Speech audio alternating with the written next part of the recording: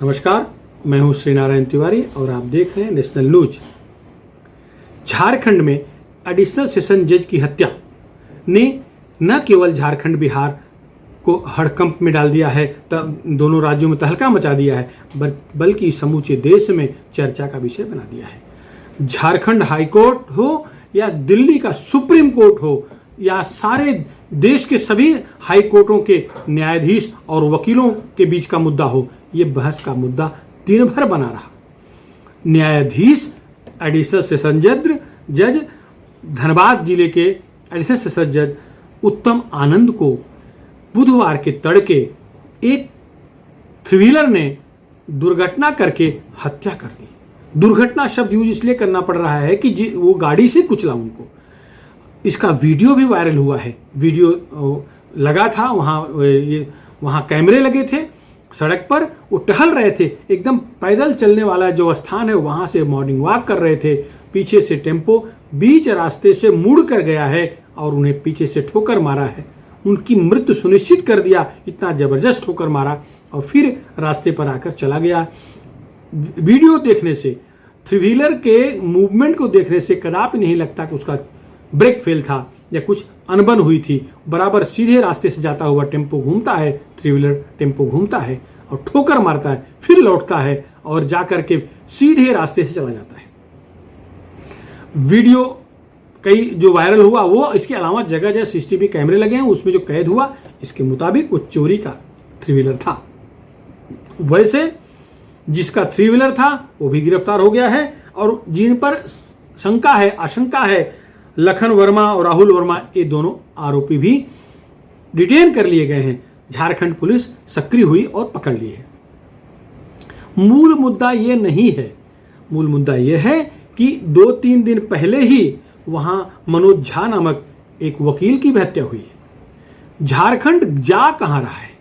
झारखंड में इस समय नक्सलवाद चरम पर है, फिरौती का धंधा 1 नंबर पर है, डकैती, लूट, हत्या, सामूहिक बलात्कार 1 नंबर पर है। इस बिहार पहले बदनाम हुआ करता था, बीच के कुछ समय तक झारखंड नियंत्रण में था, झारखंड की कानून व्यवस्था ठीक थी। इस समय पिछले 1.5-2 साल से झारखंड के सारे मापदंड टूट गए, अपराध के सारे रिकॉर्ड टूट रहे हैं। एकदम नक्सलवाद इतने तेजी से पनप रहा है कि जिसको अगर कंट्रोल करने के लिए केंद्र सरकार ने हस्तक्षेप नहीं किया तो झारखंड हाथ से जा सकता है, कुछ भी हो सकता है। वकील मारे गए, नेता मारे जा रहे हैं, गैंगवार हो रहा है, माइनिंग का वहाँ सबसे बड़ा जो हफ्ता वसूली केंद्र माइनिंग है, बड़े बड़े गुंडे गैंगवार मारे जा रहे हैं, नेता मारे जा रहे हैं, वकील मारे गए, अब जज भी मार दिए गए। स्पष्ट है ये हत्या का मामला है। झारखंड की स्थिति यह है कि वह हरा प्रदेश है, वहाँ खान बड़े पैमाने पर है, कोयले की खान हो, पत्थर की खदान हो, हरियाली हो, वन हो, ये सब एकदम समृद्धशाली राज्य है।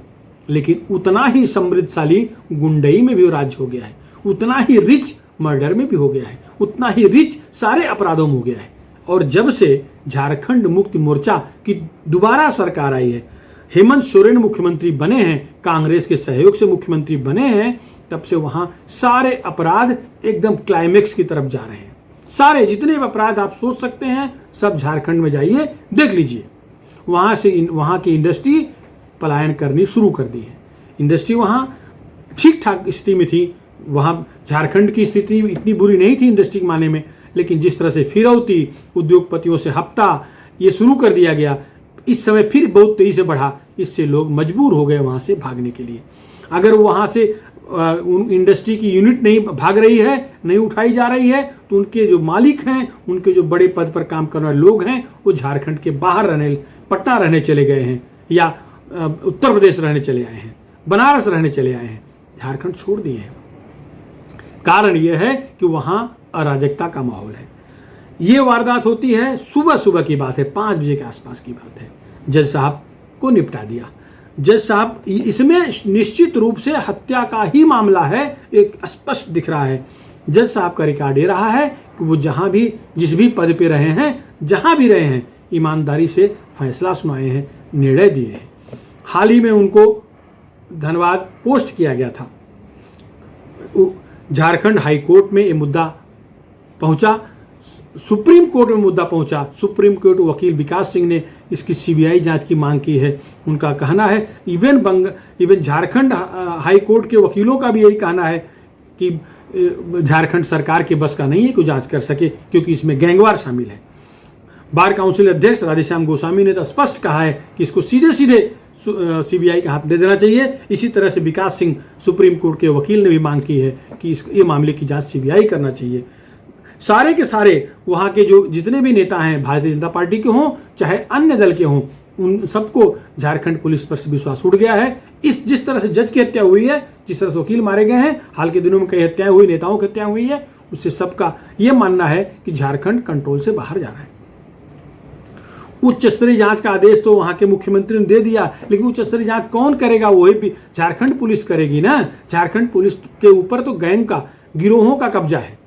अब खबर तो यह है कि वहां एसपी और इंस्पेक्टर दोनों की तैनातगी वही गिरोह सरगना ही करवाते हैं।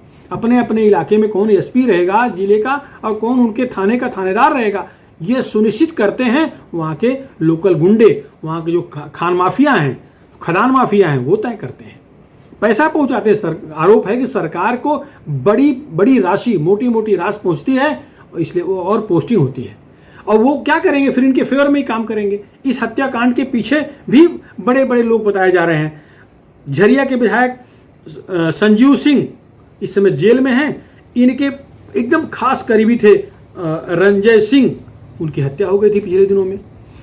उसके जो आरोपी थे रवि ठाकुर, आनंद वर्मा, उनकी जमानत याचिका अभी 3 दिन पहले रद्द कर दिया इन्होंने, जमानत याचिका को नामंजूर कर दिया। इनका संबंध अभिनय सिंह और अमन सिंह, जो यूपी के इनामी शूटर हैं, जिनका यूपी, बिहार, झारखंड हर जगह चलता है, ऐसे लोगों से संबंध इनका है। उनके मामले भी इन कोर्ट चल रहे हैं। इसके पहले जहां थे वहां भी इन्होंने फैसले ऐसे ही दिए हैं, जिसको लेकर के ये हो रहा है कि बहुत सारी गिरोह के लोग जज साहब से नाराज थे।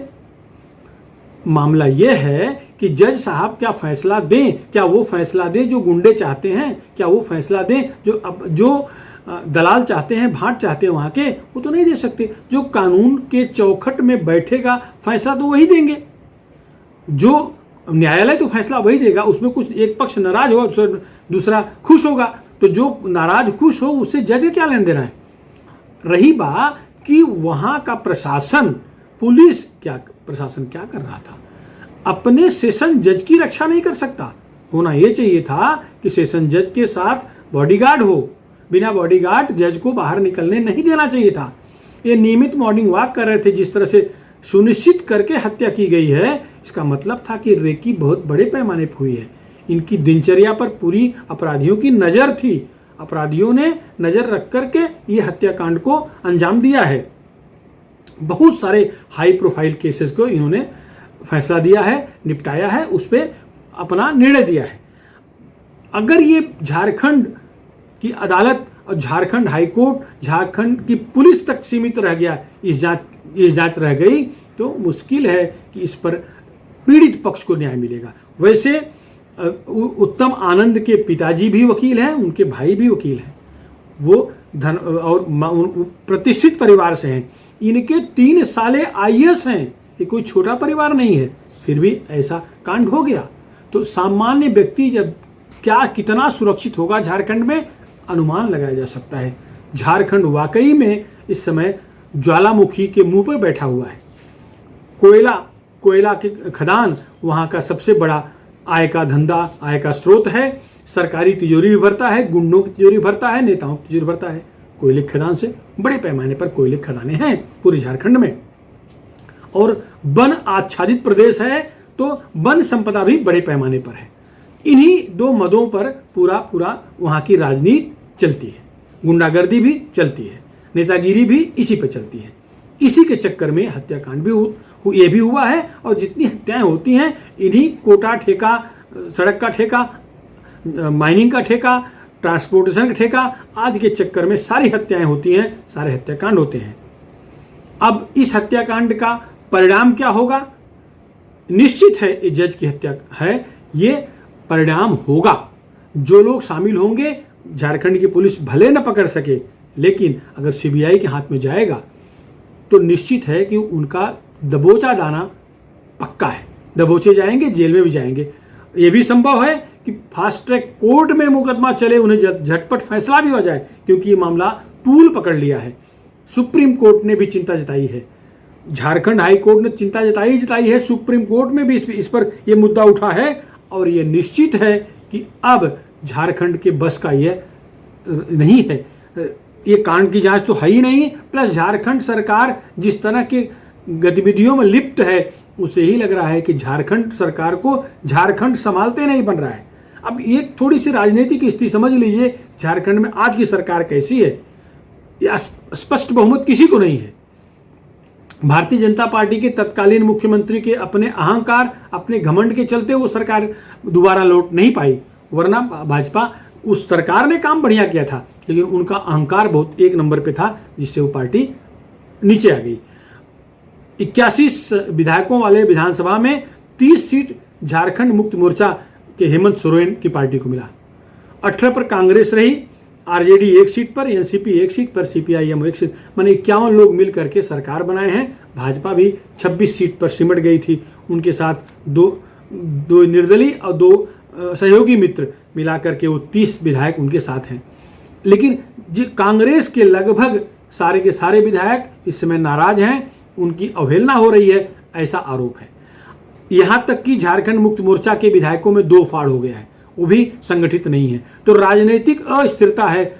वहां के मुख्यमंत्री हेमंत सोरेन को अपनी कुर्सी बचाने के लिए सबसे अधिक समय उसमें गंवाना पड़ता है, लोगों को खुश करने, कुर्सी बचाने। वैसे वहां पर जिस तरह से क्रिश्चियन मिशनरियां बड़े तेजी से फैल रही हैं, बड़े तेजी से गांव-गांव तक फैल रही हैं, उसको लेकर के भी चिंता जताई जा रही है, क्योंकि वो सब बड़े पैमाने पर कन्वर्जन कर रही हैं, हिंदुओं को, आदिवासियों को ईसाई बना रही हैं।